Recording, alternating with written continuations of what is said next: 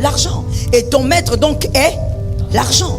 Qu'est-ce qui triomphe de toi? Si c'est le matériel qui triomphe de toi, tu ne respecteras que les personnes qui sont très stables matériellement. Parce que pour toi, c'est un homme devient important quand il a le matériel. Alors ton roi à toi, alors que tu es venu à l'église, mais en réalité ton roi c'est pas Jésus, ton roi c'est le matériel. Qui triomphe de toi en réalité? Est-ce le mariage? Pour le mariage, il y a les hommes, il y a les femmes qui sont prêts à aller en enfer. Ce qui compte, c'est d'être marié. Même si on va se marier avec un marabout, même si on va se marier avec un sorcier, peu importe. Même si on se marie avec quelqu'un qui va t'éloigner de Dieu, c'est pas grave. Et il y a un langage bizarre que certaines personnes disent. De toutes les manières, nous sommes tous enfants de Dieu. Mon frère, voici la correction. Voici ce qu'il faut retenir pour la vie. Nous ne sommes pas tous enfants de Dieu. Nous sommes tous créatures de Dieu. Mais les enfants de Dieu sont sélectionnés. Est-ce que quelqu'un m'a entendu? Ces amens sont lépreux, donne-moi un amen. Nous ne sommes pas tous enfants de Dieu. Non, nous ne sommes pas tous. Nous sommes tous créatures, mais les enfants de Dieu, ça dépend de la conversion. Tu ne peux pas épouser n'importe qui simplement parce que tu veux te caser. Mais il y a des gens qui viennent à l'église, ils disent Jésus est mon Seigneur. Non, il n'est pas ton Seigneur. Ton Seigneur, c'est le mariage. Pour le mariage, tu es prêt à tout. Pour le mariage, tu es prêt à abandonner ta famille. Tu es prêt à tout. Qui est ton Seigneur? Celui qui triomphe de toi est ton maître. Voilà pourquoi Jésus n'est pas seulement notre sauveur, il est notre Seigneur. Quand il est Seigneur, c'est lui qui triomphe de toi. C'est Jésus qui te dit d'habiter là où tu habites. Ce n'est pas le confort, c'est Jésus. J'ai besoin des amens. Ce n'est pas le confort, c'est Jésus. Ce n'est pas comme Lot. Non, moi j'irai là-bas parce qu'il y a la verdure. Non, tu n'es pas Lot, tu es de la race d'Abraham. Abraham, pourquoi il a dit à Lot choisis? Parce que Abraham s'est dit, je ne veux pas demander à l'Éternel maintenant. Mais si Lot choisit à gauche, c'est que Dieu, tu veux que j'aille à droite. C'est-à-dire que pour toi, ton Seigneur c'est Dieu. Tu habites là où Dieu veut que tu habites. Tu vis là où Dieu veut que tu vives. Tu as le travail que Dieu te donne. Ribostai. Tu as les enfants que Dieu te donne. Tu ne divorces pas parce que tu manques d'enfants. Non. Parce que pour toi, tu ne t'es pas d'abord marié pour les enfants. Tu t'es marié par amour. Si vous voulez avoir... Rima, je parle? Je parle ou je laisse? Je commence déjà à te déranger? Mais je n'ai même pas encore commencé. Je n'ai même pas encore commencé à te titiller. Je disais donc, si tu veux te marier pour exclusivement avoir d'enfants, ne te marie pas, va adopter les enfants. Aujourd'hui, on peut adopter les enfants. Tu n'as pas besoin de te marier pour ça. Tu n'as pas besoin d'une matrice pour avoir des enfants. Va adopter les enfants. On se marie par amour. Ainsi, quand les enfants viennent, on dit gloire à Dieu. Parce que c'est Jésus qui est le Seigneur, c'est lui qui donne les enfants. Si les enfants ne viennent pas, on dit aussi gloire à Dieu. C'est Jésus qui est le Seigneur. Ce n'est pas d'abord nos désirs, mais Jésus. Celui qui triomphe de toi, c'est celui-là qui est ton maître. La manière de vivre la semaine, lorsqu'on t'observe, on peut savoir qui a triomphé de toi. Quelles sont tes priorités en vérité? Ce sont ces choses-là qui ont triomphé de toi. Que l'Éternel nous délivre. Lorsque l'esprit s'élève, on arrive à vaincre le combat spirituel. Au nom de Jésus, tu vas vaincre le combat spirituel. Il y a quelqu'un qui me regarde, qui ne donne pas un amen parce qu'il ne comprend pas ce que c'est le combat spirituel. Alors on va lire. L'apôtre Paul a résumé ça. Éphésiens 6, 12. L'apôtre Paul a bien résumé ça. Si tu n'as pas encore lu ce verset-là, ça sera facile pour toi de lire et de comprendre. Éphésiens 6, 12. La Bible dit, car nous n'avons pas à lutter contre la chair et le sang. Ton adversaire, ce n'est pas la tante là ou l'oncle, la sorcier. Nous n'avons pas à lutter contre la chair et le sang. C'est-à-dire, nous n'avons pas à lutter contre les humains. Mais contre les dominations, que quelqu'un me dise domination. Contre les autorités, que quelqu'un me dise autorité. Contre les esprits méchants dans les lieux célestes. Voici notre lutte. Quand on dit combat spirituel, c'est ça. Quand on dit combat spirituel, ce n'est pas d'aller avoir un radar mystique là où tu vas commencer à localiser tous les oncles sorciers. Non, le combat spirituel, c'est un combat focalisé sur les esprits. Parce qu'en réalité, le vrai ennemi, c'est le diable et ses acolytes. Et quand je parle d'acolytes, je parle d'abord des esprits. Voilà pourquoi une mère qui malheureusement retrouve son enfant sorcier ne va pas aller brûler l'enfant. Va chercher la délivrance de l'enfant parce que ce n'est pas l'enfant le problème c'est l'esprit. Je veux que quelqu'un me dise le problème c'est l'esprit. Non, tu as parlé avec mon laisse, parle avec autorité et dis-moi le problème c'est l'esprit. C'est cet esprit-là qu'il faut sortir absolument de l'enfant. C'est cet esprit-là qui est ton ennemi jusqu'à l'éternité. Même quand tu iras au ciel, le diable restera ton ennemi. Est-ce que quelqu'un m'entend ou m'entend pas ici? Même quand tu iras au ciel, les démons resteront ton ennemi. Les démons resteront tes ennemis. Pourquoi? Ce sont des ennemis éternels. Ils sont des ennemis. Nous avons à lutter contre les esprits, les dominations, les autorités dans les lieux célestes. Voici le vrai combat spirituel. Et donc, si nous devons avoir un esprit qui s'élève, c'est pour d'abord vaincre le combat. Tu dois vaincre tous ces esprits impurs qui sont à ta poursuite. Ah, comme tu l'as dit, ça tombe sur ta maison. Tu dois vaincre toutes ces puissances qui sont à ta poursuite. Est-ce que quelqu'un m'a entendu? Tu sais, des fois, au lieu de te focaliser sur les ennemis physiques qui ne m'aiment pas, qui veut ceci, qui veut cela, mon frère, tes ennemis spirituels sont plus nombreux que ces gens-là. Toi, tu te focalises sur les 4 personnes là qui te critiquent. Tes ennemis maléfiques, c'est-à-dire les démons, ils sont tellement nombreux. Si tu savais, tu n'allais pas te focaliser sur les hommes. Le combat est ailleurs. Que quelqu'un me dise le combat est ailleurs. Mais voici maintenant. Par Christ, nous avons l'assurance de la victoire. Ça tombe sur moi-même. Par Christ, nous avons l'assurance de vaincre le monde des ténèbres. Je n'ai pas dit de vaincre les démons, j'ai dit de vaincre le monde des ténèbres. Par Christ, nous avons l'assurance d'aller au-delà de tout ce que le diable nous présente. Tu vis dans la victoire et tu vas savourer la victoire. Ça tombe sur toi-même. 1 Corinthiens 15, 57. 1 Corinthiens 15, 57. Dis ceci: mais grâce soit rendue à Dieu. Que quelqu'un me dise grâce soit rendue à Dieu. Ah, tu écoutes la parole comme si tu n'étais pas un élu. Quand tu es un élu, il faut écouter la parole en sachant que c'est à toi qu'on s'adresse. Grâce soit rendue à Dieu, qui donne la victoire par notre Seigneur Jésus-Christ. Christ donne la victoire. Tu as la victoire. Tu as la victoire avec toi et tu marches dans la victoire. En réalité, tu es déjà victorieux. Que quelqu'un me dise le combat est déjà terminé. Tout ce qui est en train de se vivre, c'est en différé.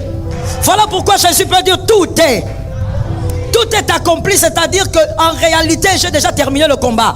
Petit, il faut aller seulement donner des coups et savourer la victoire. Je répète encore, tu es le petit de Jésus, va donner le coup au démon et savoure la victoire. Voici pourquoi Jésus étant un grand maître, dit en amont, dans Luc 10, 19. Quand je dis en amont, je parle de lui, sa mort et sa résurrection. Avant même sa mort, il dit: je vous ai donné le pouvoir. Mais tu n'es pas encore mort. Le combat n'a pas encore commencé. En amont, il dit: je vous ai donné le pouvoir. Marchez sur les serpents. Ça tombe sur toi. Marchez sur les scorpions. Tu sais, pendant que je parle, si tu savais seulement ce que le diable préparait contre toi, tu allais donner des amens sérieusement. C'est parce que tu crois que ta vie est stable comme la chaise là. Au nom de Jésus, par la foi, oui, ta vie est stable comme cette chaise. Mais si seulement tu savais ce que le diable préparait contre toi. Avant le coucher du soleil, il prépare des choses contre toi. Mais je suis en train de dire: marche sur les serpents. Marche sur les scorpions. Marche sur la puissance de l'ennemi. Et rien ne doit. Très bon. Rien ne doit te nuire. Qui est celui qui va te nuire? Il vient d'où? Il a commencé où? Il est né où? Il ne peut pas te nuire, car il t'a donné le pouvoir. Celui qui t'a donné le pouvoir, c'est celui qui a créé le démon. J'aime ta foi. Celui qui t'a donné le pouvoir, ce n'est pas un caporal. Celui qui t'a donné le pouvoir n'est pas un général. Non, général, c'est Michel. Lui, il n'est pas un général. Celui qui a donné le pouvoir, c'est le roi. Il dit: prends le pouvoir. Marche sur ces choses-là. Et rien, ni la magie blanche, ni la magie noire, sorcellerie de ta famille, rien du tout ne pourra te nuire. Tu fais le cauchemar, tu te réveilles, tu dis: cauchemar, tu es en train de blaguer. Moi là, rien ne peut. Que quelqu'un dise à un frère qui est connecté: j'ai la garantie de la victoire. Dans le culte, il faut toujours localiser les gens des fois. Évite un peu les gens façon. Si il y a quelqu'un d'autre, j'ai la garantie de la victoire. Même quand nous déclarons au nom de Jésus, nous déclarons parce que nous avons la garantie de la victoire. Rien ne peut te nuire. Pourquoi la maladie te dérange jusqu'à ce point-là? Regarde la maladie et rappelle-toi de qui t'a donné le pouvoir. Dis à la maladie: c'est la dernière fois. Cette année, je ne peux pas encore tomber malade. Je refuse que tu viennes ici. Ah, ça tombe sur ta maison. Que quelqu'un me dise, rien ne peut me nuire. Non, rien ne doit te nuire. Et voici la beauté de l'évangile, c'est que la parole que Christ avait libérée a été amplifiée par le Saint-Esprit. C'est par le Saint-Esprit que tu chasses les démons. C'est par le nom de Jésus que tu chasses les esprits impurs. Et c'est par le Saint-Esprit que tu te maintiens dans les hauteurs. Est-ce que quelqu'un m'a entendu? Tu chasses les démons de ta famille ici. Quand tu rentres à la maison, la nuit quand tu dors, les démons viennent pour essayer de te traumatiser. Parce que toi tu as chassé les démons. Mais quand ils arrivent, ils trouvent ton esprit supérieur. Parce que le Saint-Esprit est là. Retiens pour la vie. On chasse les démons, on chasse les esprits impurs par le nom de Jésus. On se maintient dans les hauteurs par le Saint-Esprit. Est-ce que quelqu'un m'a compris? C'est le Saint-Esprit qui te permet de rester dans les hauteurs, là où le diable ne pourra pas te gribler comme il veut. Voilà pourquoi tu peux chasser les démons au nom de Jésus. Ils t'obéissent. Mais dans ta vie privée aussi, tu es capable de vaincre l'impudicité. Tu es capable de vaincre l'adultère. Donne-moi un amen. Tu es capable de vaincre la masturbation. Pourquoi? Parce que ce que tu fais en public donne les mêmes résultats en privé. Il y a des gens qui chassent les démons en public, mais en privé vous dînez avec les mêmes démons. En public tu chasses les démons. On déclare ici, déclare le feu, tu déclares. Et des fois même les démons t'obéissent parce qu'il y a le feu, l'onction de l'assemblée. Mais en secret, c'est toi le plus grand impudique. En secret, c'est toi le plus grand adultère. En secret, c'est toi qui fais des choses horribles. En réalité donc, les démons que tu chasses en public, tu dînes avec eux en secret. Ne dîne pas avec les démons que tu chasses en public. Comme tu les chasses par le nom de Jésus, qu'en secret, le Saint-Esprit te donne la force de te maintenir dans les hauteurs. Ne sois pas celui qui chasse les démons en public et dans le secret qui est hypocrite. Dans le secret, tu as une vie d'hypocrite. Tu as une vie d'un voleur, la vie d'un menteur. Tu es orgueilleux comme pas possible. On croirait que le Congo t'appartient. Tu es orgueilleux à un niveau où on se pose des questions. Ton orgueil vient de quoi? Tu te sens tellement high. Tu te sens tellement haut. Quand tu es assis là, tu te sens tellement élevé. Tout le monde est en bas. Parce que tu as quoi, mon frère? Celui qui détient la vie, c'est l'homme de Galilée. Que tu aies des buildings ou pas, il y a un seul qui peut te mettre dans la tombe. Cet amen me dérange, donne-moi un amen. Il y a un seul qui décide. S'il décide aujourd'hui, nous tous nous allons passer autour de ton cercueil. Il n'y a qu'un seul qui fait de toi et de moi petit et très petit. C'est l'homme de Galilée. Alors je dis à quelqu'un, les démons que tu chasses en public, que ces démons-là, tu arrives aussi à les chasser en secret. Ne vis pas dans l'hypocrisie alors que tu chasses les démons en public. Ne vis pas dans le mensonge alors que tu chasses les démons en public. Sois vainqueur en public comme dans les secrets. C'est comme ça qu'il y a certaines personnes, même lorsque nous prions, les démons, si seulement ils pouvaient parler, ils allaient regarder, dire regarde celui-là. Celui-là aussi il nous chasse, lui. Un orgueilleux comme lui là. Lui c'est le petit frère de notre chef, non? Le diable est le père du mensonge et il est le père de l'orgueil. Devant les hommes, dans la présence de Dieu, tu es là comme un saint. Mais en secret, le mal t'a déjà vaincu. Le mal t'a déjà dompté. Même les démons se moquent quand on prie sur toi. Ils disent, regarde, ça c'est notre esclave ça. Nous le griblons comme nous voulons. Que ça ne soit pas ta part ce matin. Que tu sortes de cette vie au nom de Jésus. Ne sois pas un Judas, que quelqu'un me dise Judas. Tu fais partie des 12 disciples. Je ne disais pas des 12 amis. Je dis 12 disciples de Jésus. Tu fais partie des 12, mais tu es voleur, hypocrite. Et Judas était même aussi orgueilleux. Vous savez pourquoi je parle de l'orgueil? Commençons d'abord par le vol. Ceux qui lisent la Bible savent que Judas volait à la caisse. C'est lui qui gardait la caisse du groupe et c'est lui qui volait. Hypocrite, Judas. Tu fais croire à Jésus que tu l'aimes beaucoup, mais en réalité, ce que tu fais en coulisses, c'est autre chose. Judas, que quelqu'un me dise Judas. Aujourd'hui, je suis venu avec le couteau, mon frère. Je dis que quelqu'un me dise Judas. Tu dois guérir. Tu n'es pas à l'église pendant des années pour rester un Judas. Tu n'es pas à l'église. Tu ne viens pas ici nous montrer tes vêtements. Tu ne viens pas ici nous montrer tes cravates. Tu ne viens pas ici nous montrer tes chaussures. Tu viens parce que Jésus veut te changer. Sois transformé au nom de Jésus. Sois transformé au nom de Jésus. Mon frère, une fois j'étais en train de dire quelque part, je te le dis aussi, chaque chose a son temps. Même la Bible l'a dit. Et moi j'ajoute, chaque chose a même son âge. Si tu as réfléchi là, tu vas me donner un amen. Chaque chose a son âge. Il y a des caprices qu'on fait quand on a 12 ans. On ne les fait plus quand on a 30 ans.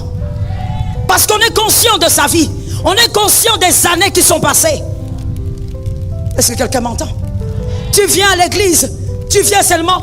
C'est comme quelqu'un qui veut remplir le registre de présence. Mais tu ne changes pas. Tu es Judas. Parmi les disciples de Jésus, mais tu es Judas. Et Judas, je disais, il était aussi orgueilleux. Pourquoi je parle de l'orgueil? Parce que voici ce que j'ai remarqué en lisant.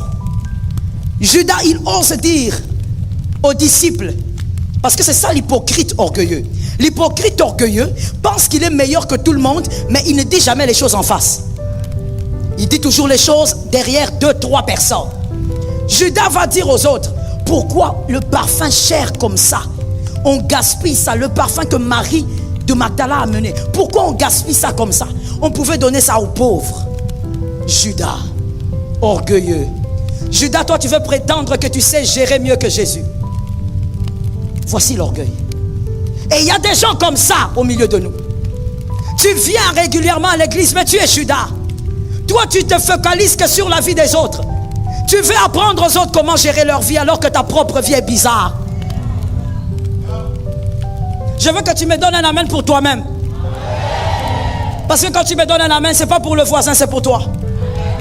Tu veux être toujours là en train de piller la vie des autres. Il a fait ceci, il a mal géré sa vie, il a mal fait ceci à cet âge. Mon frère, avant de te focaliser sur la vie des autres, sois sûr que toi tu as très bien organisé ta propre vie. Et voici ce que moi je pense. Avec analyse faite, réfléchissez aussi à votre tour. C'est que quand on respecte sa vie, et quand on est conscient des problèmes de sa vie, on n'a même pas le temps pour gérer la vie de l'autre. Parce qu'à chaque fois, il y aura toujours des choses que tu devras réglementer, réorganiser par rapport à ta propre vie. Comment tu as le temps pour gérer la vie des autres? Celui qui est focalisé sur les autres, c'est celui qui a une vie désordonnée. Commence d'abord par te concentrer sur ta propre vie. Aime ton prochain comme. Ça veut dire que ça commence par toi-même. Aime-toi, mon frère. Avant de regarder, de dire, regardez comment il a géré, regardez comment il a dilapidé. Gère d'abord ta propre vie. C'est de l'orgueil. Soyons délivrés de l'orgueil. Que Jésus nous délivre de l'esprit de Judas. Lorsqu'on a l'esprit de Judas, on devient un conseiller aigri. Toi, tes conseils sont toujours aigris. Quand tu viens conseiller l'autre, c'est toujours pour lui dire, regarde comment tu as fait. Tu as mal fait, tu as mal géré, tu as mal.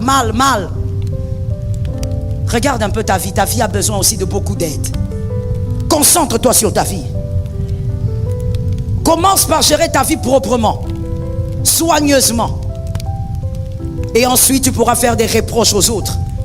Voici aussi une autre monstruosité que j'ai remarquée sur la terre. Je ne sais pas si vous avez aussi fait ce remarque, mais moi j'ai remarqué ça. C'est quelque chose de bizarre. Mais je ne sais pas comment nommer ça. Alors je dis c'est une monstruosité. Vous verrez une primipare vouloir apprendre à une femme de 7 enfants comment élever les enfants. Je suis en train de parler en image et j'espère que quelqu'un me comprend. Vous verrez une personne qui a 2 ans de mariage vouloir conseiller un couple qui a 30 ans. Quelle bizarrerie nous voyons sur la terre. C'est vrai que quelque chose de bon peut sortir même d'un plus petit. Mais attention, pas trop de prétention. Pas trop de prétention. C'est pas parce que l'eau peut aussi jaillir du rocher que tu dois avoir trop de prétentions. Celui à qui tu parles, est-ce que tu le connais? Celui à qui tu parles a déjà traversé la vallée de la mort. Toi tu n'as pas encore traversé, mais tu lui donnes des conseils sur la vallée. Voici l'orgueil, une autre forme d'orgueil. Voilà pourquoi j'en parle. Et on voit ça plein au milieu des jeunes. Trop d'orgueil. Tu viens demander conseil, et ça, j'ai vu ça plusieurs fois. Quelqu'un vient dans votre bureau et dit j'aimerais vraiment demander conseil, vous savez, pour le ministère et autres. Mais toi, tu n'as pas encore placé un mot. Il est déjà à 400 mots. Mais finalement, tu es venu demander conseil ou tu es venu m'enseigner ce que tu sais. Trop de prétentions, une forme d'orgueil qu'on dissimule très bien dans le christianisme. Pas trop de prétentions, mon frère. Le peu que tu connais, conserve le peu que tu connais. Et va apprendre là où tu peux apprendre. Il y a des endroits par sagesse, retiens pour la vie, c'est une sagesse. Il y a des endroits quand tu arrives, il faut seulement que tu te taises. Parce que celui qui est en train de parler, c'est celui qui a... Celui qui parle devant toi a parlé depuis des années. Devant, je vais le dire autrement pour celui qui était quatrième dans une classe de 4 élèves. Devant certaines personnes, devant certaines bouches, il faut fermer la bouche. Devant certaines bouches, il faut dire je n'ai rien à dire. Parce que cette bouche a beaucoup à t'apprendre. Mais la bizarrerie et l'orgueil, c'est lorsque tu as tellement de prétentions. Et ça, je suis en train d'insister dessus. Parce que les jeunes se cachent derrière au nom du christianisme. Ce n'est pas le christianisme. C'est de l'orgueil. Et l'orgueil, c'est le diable. C'est de l'orgueil. Apprends à t'asseoir, à te taire et à apprendre. Apprends aussi à rester calme, à écouter l'autre. Apprends aussi et reconnais que là où tu veux passer, d'autres sont passés avant toi. Apprends à t'asseoir et écouter celui qui est passé avant toi. C'est de l'orgueil. Et on vient comme ça à l'église. On vient toute la semaine. Et le dimanche, et on repart. Et rien ne change. Quelle tristesse. Au nom de Jésus, je ne veux pas être le pasteur de ce genre de personnes. Sois transformé par la vérité. J'étais en train de dire le combat spirituel. On arrive à le vaincre par un esprit qui s'élève, un esprit supérieur. Maintenant, laisse-moi te dire aujourd'hui, et évidemment on va continuer le dimanche prochain si Jésus nous prête vie, pourquoi Dieu permet que le diable te combatte. Pourquoi Dieu permet? Pourquoi Dieu permet alors que Christ est mort? Tout est accompli. Pourquoi Dieu permet? Pourquoi Dieu a voulu que nous ayons le pouvoir d'affronter ces pouvoirs, d'affronter ces autorités, d'affronter ces esprits méchants? Pourquoi? La première raison, et je ne parlerai que de la première raison aujourd'hui. La première raison, afin de nous rappeler constamment que nous sommes fils de Dieu. Afin de nous rappeler constamment, Christ veut nous rappeler constamment que nous sommes fils de Dieu. Le combat spirituel nous aide aussi à nous rappeler que nous sommes fils de Dieu. Que nous ne sommes pas fils du diable. Est-ce que quelqu'un m'entend? Que nous ne sommes pas fils de l'ennemi, mais nous sommes fils de Dieu. La cloche qui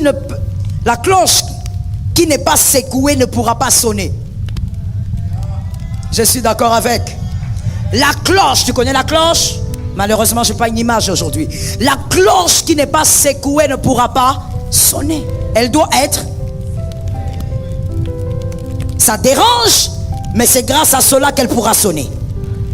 Et une cloche qu'on refuse de secouer. Oh, je sais que j'ai des gens intelligents ici. Quand on refuse de secouer une cloche, on va chercher une autre. C'est-à-dire que la première, c'est-à-dire, regardez, vous avez deux cloches. On refuse de secouer la première, on va secouer la deuxième. Pourquoi on laisse la première? Elle ne peut pas émettre des sons. Quand on ne secoue pas une cloche, c'est que cette cloche ne pourra pas émettre des sons. Donc on n'a pas besoin d'elle. On va secouer la cloche qui peut émettre des sons. Donc si on secoue la cloche, c'est parce qu'elle doit émettre des sons. Si on secoue la cloche à 5 heures, c'est parce qu'on veut que tout le monde... Oh, merci beaucoup. Je vous disais que j'ai des gens intelligents. C'est pour que tout le monde se réveille. Tout le monde doit entendre. Alors je dis à quelqu'un, quand le diable te secoue, Dieu veut que le son se fasse entendre. Ça tombe sur toi. Quand le diable te combat, prie encore. Ah, je dis, il faut émettre des sons. Quand le diable te combat, jeûne encore. Quand le diable te combat, sers Dieu encore. Le diable croit qu'en te combattant, tu arrêteras de servir. Mais qu'il soit surpris de te voir et mettre des sons. Quand le diable te combat, sers Dieu avec ton argent encore. Quand le diable te combat, continue à émettre des sons. Parce que si tu es secoué, c'est pour qu'on entende que quelque chose se passe là-bas. Est-ce que quelqu'un m'entend bien? Tu dois avoir la bonne attitude. Quand tu es combattu en tant que fils de Dieu, ne te comporte pas comme un païen. Toi, tu es enfant de Dieu. Quand tu es combattu, le diable, il te secoue. D'abord parce que tu es fils de Dieu. Mais ce qu'il faut faire, c'est que plus tu es secoué, tu dois émettre des sons. Tu dois entrer dans une dimension de prière à un niveau incroyable. Quand tu es combattu, dis au diable, maintenant je vais t'énerver bien.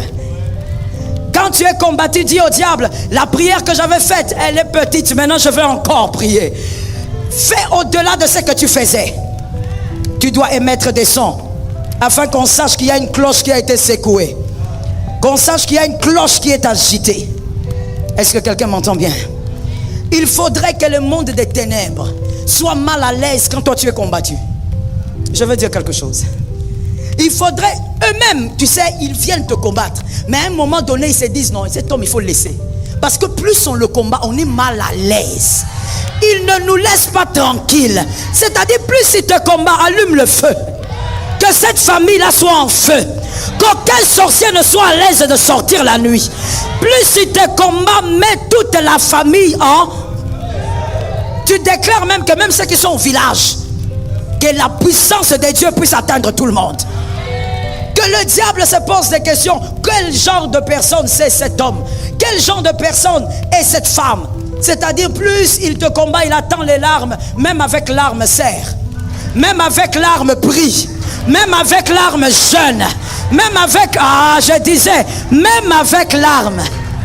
Le diable bloque tes finances parce qu'il veut te voir gémir, souffrir, désobéir à Dieu pour que tout soit très bien bloqué. Mais même dans la souffrance la plus noire, la dîme de 1000 francs tu donnes. Le diable dit c'est pas possible. On attendait à ce qu'il garde ça, même pour ça c'était des arachides. Il n'y a pas arachides qui tiennent. Je disais il n'y a pas arachides qui tiennent. On honore Dieu même dans la vallée. On honore Dieu même dans l'agitation. Lorsque le diable est agité, c'est qu'il y a un fruit mûr quelque part. Dis à ton voisin, je suis un fruit mûr. Lorsque le diable est agité, c'est qu'il y a un fruit. Il y a un fruit quelque part. Alors quand tu te poses des questions, pourquoi je suis combattu comme ça? Pourquoi? Mais parce que tu es fils de Dieu. Celui qui est fils de Dieu ne peut être qu'agité par le diable, par l'ennemi. Parce que je veux que tu retiennes, je l'ai déjà dit ici plusieurs fois, mais la répétition n'est pas mauvaise. Écoute, le diable n'est pas l'ennemi de Dieu. Dieu n'a pas d'ennemi. Et il n'a pas la carrure de Dieu. Le diable est ton ennemi, il est mon ennemi. Il n'a pas la carrure de Dieu, Dieu n'a pas de temps avec lui. Devant Dieu, il fléchit les genoux. Quel combat on fait? L'autre est debout, l'autre est à genoux. Ça n'existe pas. Est-ce que quelqu'un m'entend? Ça n'existe pas. C'est ton ennemi, c'est mon ennemi. Et donc tu dois savoir que plus tu es agité. S'il y a quelqu'un dans cette salle qui dit, depuis que l'année a commencé, pourquoi je suis vraiment mal à l'aise, agité par les combats, agité par les problèmes, tu es une cloche. Si on t'agite, fais le bruit. Est-ce que quelqu'un m'entend? Une fois j'étais en train d'aller prêcher quelque part à 5 h du matin. Et pendant que je passais là, vers ma campagne, il y a une cloche qui a sonné vers 5 h. J'étais dans la voiture en train de partir, mais mon frère, la manière dont la cloche là a dérangé, je me suis dit, my God, heureusement que j'habite pas le coin. Parce que les voisins, comment ils font avec cette cloche? Et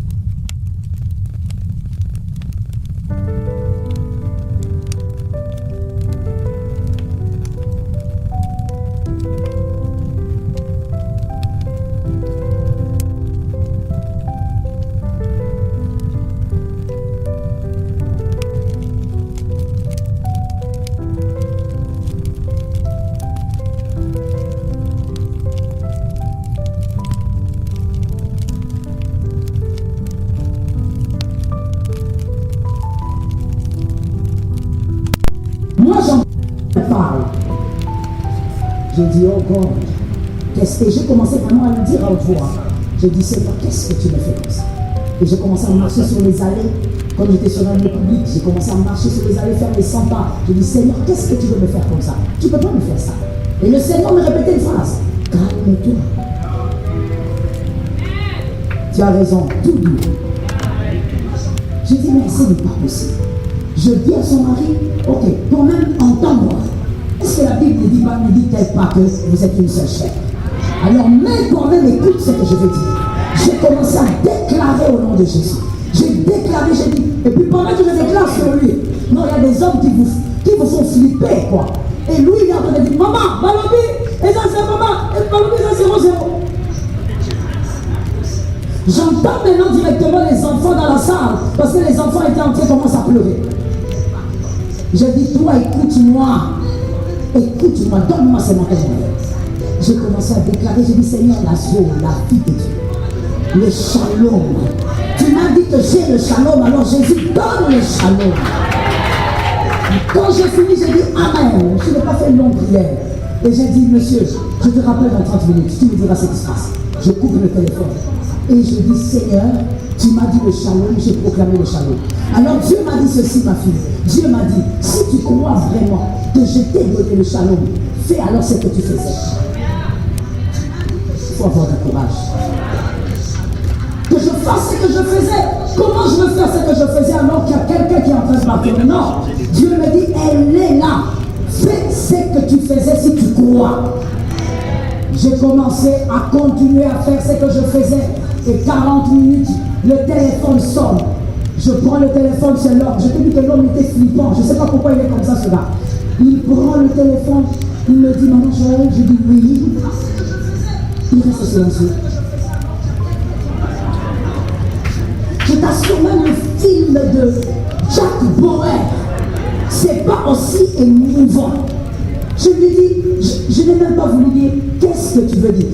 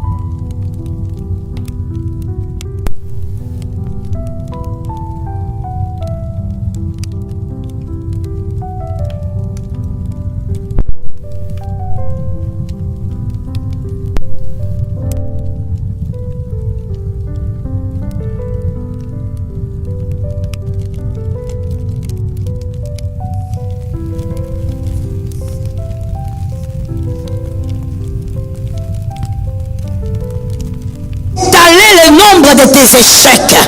Je déclare au nom de Jésus, cette année, tu dois présenter au diable le nombre de ses échecs. a fait trop de bruit. Il s'est agité dans tous les sens. Mais quand tu seras devant Dieu, tu ne seras pas devant Dieu avec des larmes d'échec. Tu seras devant Dieu avec les témoignages des réussites. Le diable doit s'être choqué cette année. Est-ce que quelqu'un m'entend? Il faut que tu dises au diable, regarde comment tu as échoué. Laisse-moi parler. Tu diras au diable en décembre. Voici ce que tu diras à Dieu en décembre. Et tu diras aussi au diable en décembre. Écoute, tu lui diras, en janvier tu as échoué. En février. En mars. En avril. En août. Je sens une onction. Il n'a pas fini. Mais nous aussi, nous n'avons pas fini. Lui n'a pas fini d'attaquer. Nous n'avons pas fini de le vaincre. En août, il va échouer gravement. En septembre.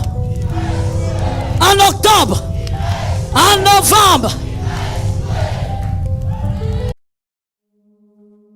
We were in love that never meant to stay. Some things are real, even when they fade.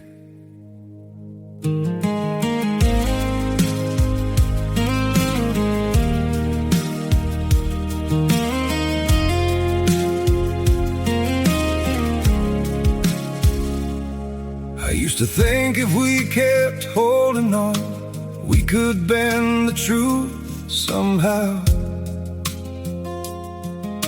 But love can't fight what's pulling us apart, and it's breaking us down now.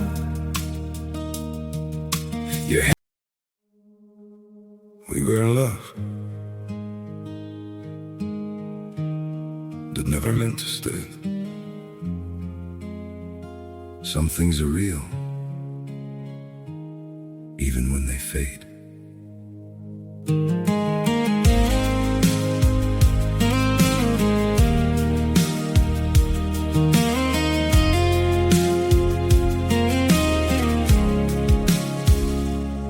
I used to think if we kept holding on, we could bend the truth somehow.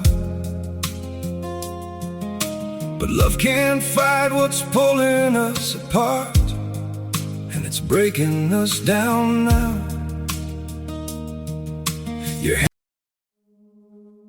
We were in love that never meant to stay. Some things are real, even when they fade.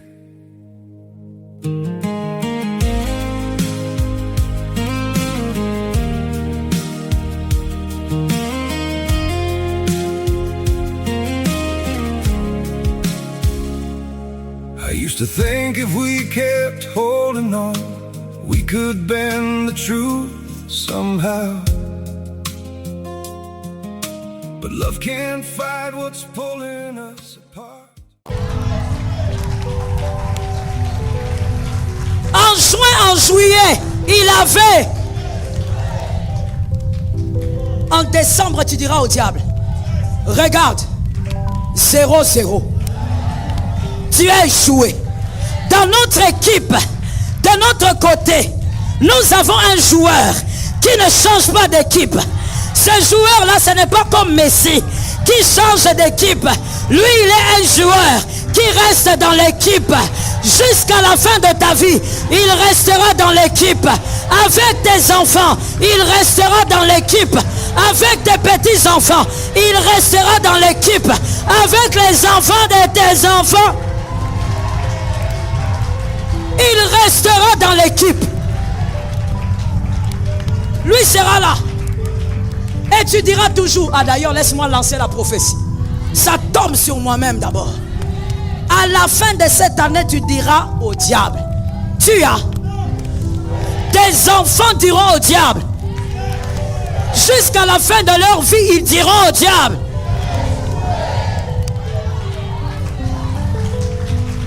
Est-ce que quelqu'un m'entend?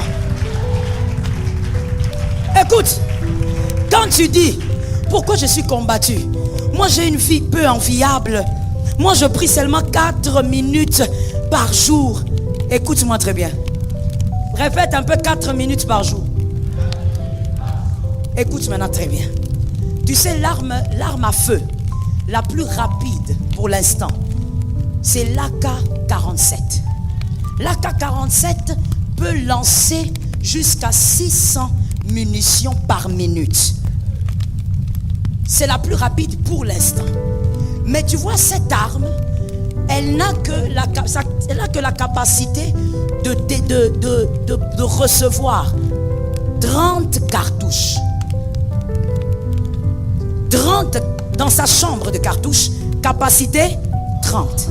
Mais la vitesse de frappe, coup par minute, 600. Ça dépend maintenant de la rapidité de celui qui change les cartouches. Est-ce que quelqu'un m'entend?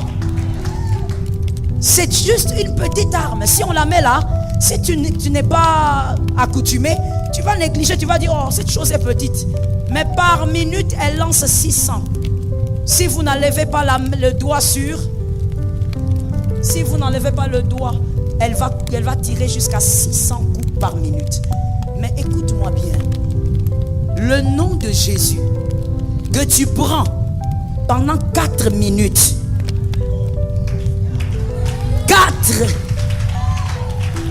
Le nombre de coups que ça libère dans le monde des ténèbres. 4 minutes. Plus de 60 millions de coups par minute. Le nom de Jésus. Le nom de Jésus. Tu dis, je fais 4 minutes. Mais les 4 minutes ont dispersé les ennemis. Les 4 minutes ont brisé les condamnations. Ah, je parle à quelqu'un. Les 4 minutes ont brisé les limites. Tu dis, je ne fais que 4 minutes. Mais les 4 minutes ont délivré les enfants de tes enfants, de tes enfants. Le nom de Jésus. Cartouche. Le nom de Jésus. Cartouche. Non rechargeable. Tu n'as pas besoin de recharger ça. Depuis que tu commences, depuis 5 heures, jusqu'au coucher du soleil. Jésus, Jésus, Jésus, Jésus, Jésus. Ah, le nom de Jésus. Quelqu'un va me dire, pourquoi on m'attaque? Moi, ma vie est simple. Ta vie est simple, mais tu vis par qui? Si tu vis par Jésus, donc ça dérange. Quelqu'un d'autre va dire, non, moi ma vie est ordinaire, je n'ai rien. Pourquoi on me combat? Tu vis par qui? Et tu vis avec qui? Si c'est Jésus, c'est que ce nom-là dérange. Ça crée des dégâts. Écoute-moi. Cette arme-là, K-47, quand vous tirez 600 coups par minute, mais ça atteint peut-être plusieurs cibles. Mais écoute, le nom de Jésus n'atteint pas que des cibles présentes. Le nom de Jésus atteint les cibles présentes. Ça va dans le futur. Ça atteint les cibles. Voilà pourquoi ton fils ne sera pas condamné là où toi tu as été condamné. Ta fille ne sera pas condamnée là où toi tu as été condamné. Parce que le nom de Jésus est allé dans le futur sans enlever les limites, sans enlever les barrières, sans enlever ce qui t'a tourmenté. Le nom de Jésus. Je veux même dire quelque chose que j'entends l'Esprit me dire. Le nom de Jésus ne va pas que dans le futur. Il y a quelqu'un qui me dit, maman, comment? Même si on est chrétien, le passé reste. Mais écoute, la Bible dit, voici, toutes choses sont devenues nouvelles. Les choses anciennes. Un deuxième témoin pour t'aider, pour te mettre dans le confort des versets. Deuxième témoin. Vous n'êtes plus sur le joug de vos pères. Vous avez été délivrés de l'ancienne manière de vivre. Pour me délivrer de l'ancienne manière, il faut aller dans ce qui est ancien. Est-ce que quelqu'un m'entend? Pour me délivrer de ce qui est ancien, qui m'emprisonne aujourd'hui. Ne me libère pas aujourd'hui, je vivrai les mêmes effets. Tu dois aller dans ce qui était ancien. tu vas me séparer de ces choses-là là-bas. Et mon présent sera restauré. Tu as le nom de Jésus. Tu as le nom de Jésus. Tu as le nom de Jésus. Si tu es combattu, commence à célébrer déjà. Tu as le nom de Jésus. Si tu es combattu, tu es une cloche qui sonne. Tu es une cloche qui fait du bruit. Si tu es combattu, tu as le nom de Jésus. Alléluia. Écoute, je vais scandaliser quelqu'un en disant ceci. C'est que le diable craint. Ce n'est pas le fait que tu sois riche. Sois riche comme tu veux. Ça ne lui fait pas peur. Que tu aies des maisons, des voitures. Il n'a pas peur de ça. Il n'a pas peur qu'un pauvre devienne riche. Non. Il a peur qu'un pauvre ait Jésus. Parce que si le pauvre, même s'il n'a rien, s'il a Jésus, c'est qu'en réalité, il l'aura. J'aime ta foi.